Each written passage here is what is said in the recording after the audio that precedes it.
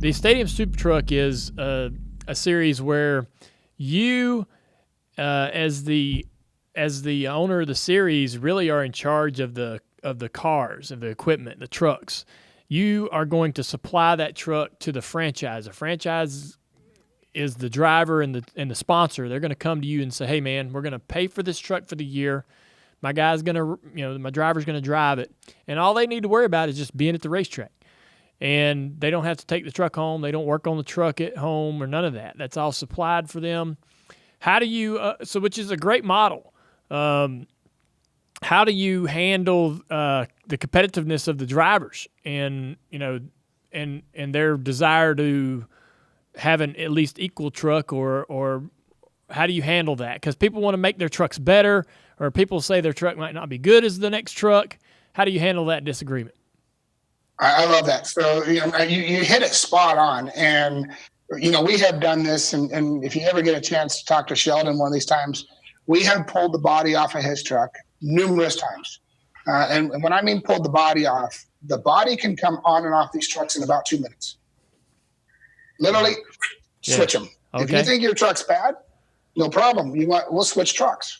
Wow. This is a driver's game. It is not a truck game. It's not an engineering game. Yeah. It is a performance of who is the best talented athlete out there. And the reason why I was wondering if any of it was scripted or choreographed was because of the startup cost for something like that must be pretty tremendous. And I was just wondering if there was any sort of, maybe it's not scripted as far as who wins, who runs second, third, and fourth, but there may be a mention beforehand of, hey, let's not destroy anything today because we're trying to get this thing off the ground. But that's obviously not the case. Well, I'm glad you said that. That is part of the thing that we've been going back and forth for a long time. And since I started the series, there is no crash damage charges. What? So the cost is the cost. So what? No crash damage. All right. So what do you do with a guy that tears up a couple trucks? What's your conversation with him? We have conversations, but normally, now on the other side, I don't manage the competition side of the race itself. Yeah. I hire USAC to do that for me. Oh. And that way it takes me out of it. I supply the vehicles, the trucks, the in-car cameras, the technicians, all the stuff, including the decals, the bodywork, everything else. And I literally hand that off to Jason Smith over at USAC, and he worries about the competition side of it, which removes us from that. Wow. But then in Australia, we hand it over to CAMS. So Jason Smith from America, USAC, goes over and works with CAMS, but the CAMS rules makers, the guys up in the booth that call the race, they make the decisions of what is a go, no go, stuff like that. And I'll give you a perfect example is I don't know if you watched the IndyCar race at Road America this weekend.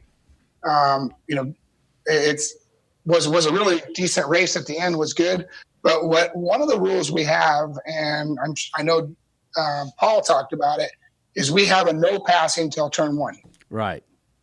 And the reason for that is I watched Rallycross fire up. I've watched Torque. I've watched Indy watch, very professional guys like this weekend with Will Power and Ryan Hunter Ray. I mean, you got to get through turn one. Once you get through turn one, things, Dale, you know how it is.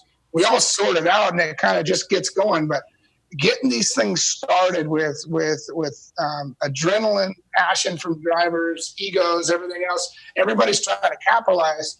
And so really there's no advantage until you get through turn one. After turn one, it's gloves off. And the draft, like at Road America, when we head to Road America, that second place truck will be 10 miles an hour, or actually the third place truck will be 10 miles an hour faster than the lead truck down the straightaway. The draft is incredible. So how many trucks do you start? What's the most you'll start? Well, X Games was the most that we ever started before. And we fired off 24 trucks at X Games.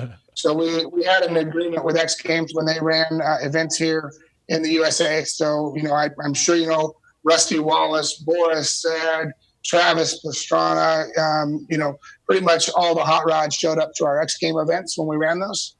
And unfortunately, there's just not a U.S. Summer X now anymore where they bring auto into it anymore. Okay.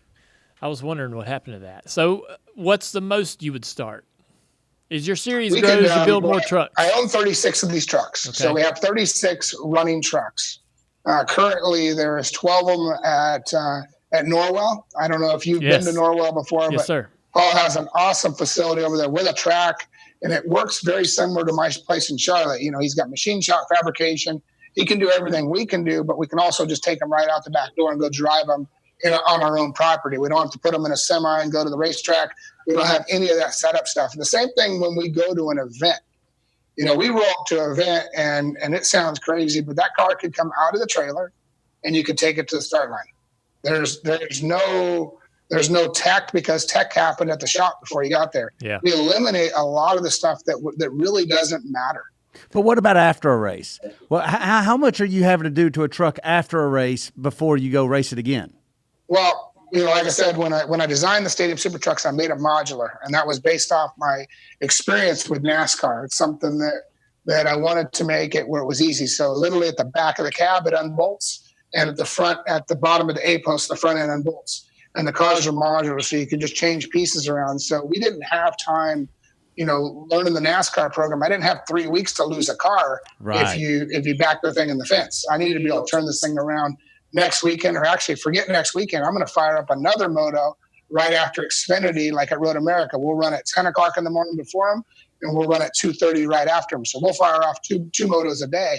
And I'm pretty confident a guy could about ride off the truck, and we'll have it together in about 5 more hours. This is amazing. Yeah. This is so it's genius. The more I learn about this series, the more I like it. I know. I mean, I've watched it and seen it on the internet and on TV and so forth, but learning these type of details about it makes it pretty interesting. I know, and I know that we're asking very maybe even dumb questions, but this is fascinating to us, and I mean, just congratulations. Well, I'm sure there's a lot of on all people the like stuff. us out there. I know, but I'm just blown away by that, and because you know.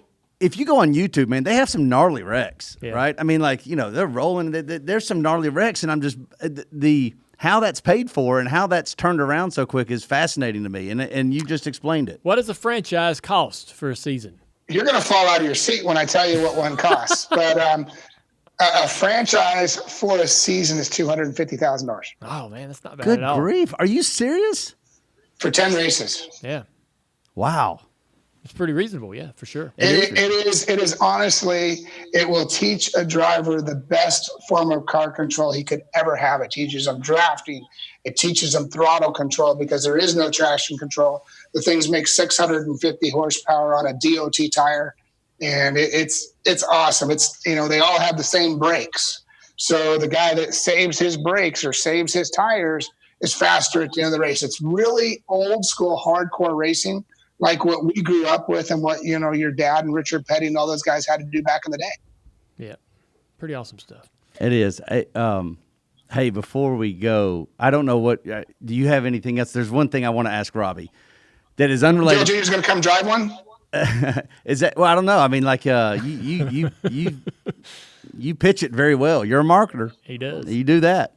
I think you'd have to talk to Amy. I think you're talking to the wrong person here at the table. I don't think it's Dale. I think it'd be Amy you'd have to convince. I have to talk to Amy. Well, you know, the nice thing is the trucks are very, very safe, and we don't go very fast. We only go about 160.